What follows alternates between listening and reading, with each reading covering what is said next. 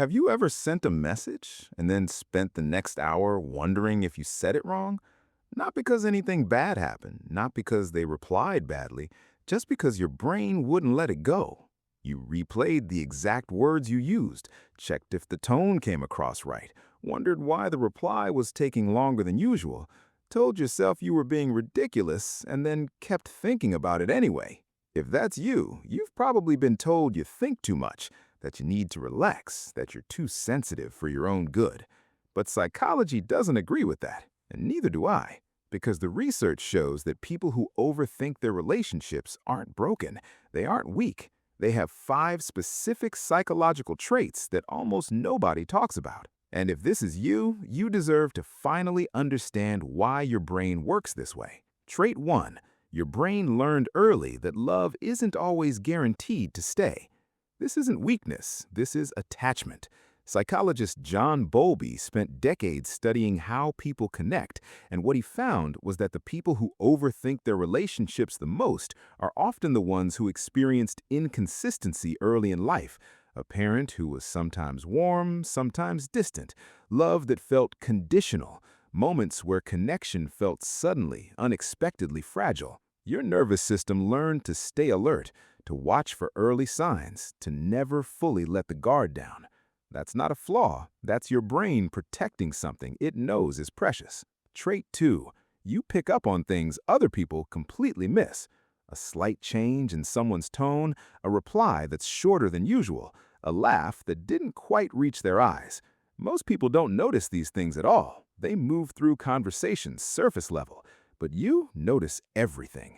Psychologists call this hypervigilance, a heightened sensitivity to social cues. And in people who overthink relationships, it runs constantly, like a background process that never switches off. The painful irony? The very thing that makes you overthink is also what makes you one of the most emotionally perceptive people in any room. Trait 3. When you replay a conversation, you're not being paranoid. You're trying to protect the other person. Think about the last time you replayed something you said. You weren't thinking, what if they think I'm stupid? You were thinking, what if I hurt them without realizing it?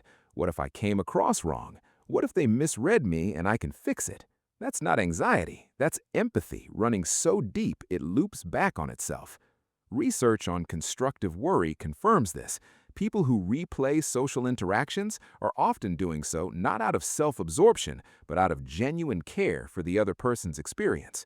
Most people in your life would be lucky to have someone care that much about how they feel. Trait 4. You've had the argument, just internally. You've already run through what you'd say, what they'd say, how it might go wrong, how you'd handle it. You've already braced for outcomes that haven't happened and may never happen. Psychologists call this mental simulation, and while it looks like catastrophizing from the outside, it's actually your brain trying to prepare rather than be blindsided. You'd rather feel the pain of an imaginary scenario than be caught completely off guard by a real one. You're not a pessimist. You're a planner who loves people too much to be unprepared for losing them. Trait 5, and this is the one that matters most. When you ask for reassurance, it's not neediness, it's your nervous system asking for safety. You've probably been told you're too much, that you need too much reassurance, that you should just trust more. But neuroscience tells a different story. When anxious attachment is triggered, the brain's threat detection system fires the same way it would in a physical emergency. You don't just feel anxious, you feel unsafe.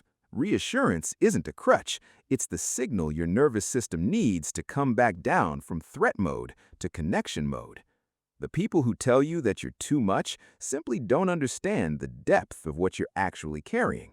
Overthinking a relationship doesn't mean you trust them less, it means you value what you have too much to take it for granted.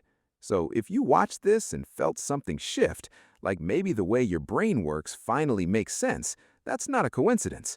This is just who you are, and who you are is someone who loves deeply, notices everything, and refuses to let the people they care about feel unimportant. Tell me in the comments which of these 5 felt the most like you, and if someone in your life needs to see this, send it to them. No explanation needed. Subscribe if you want more psychology that actually explains you, not just labels you.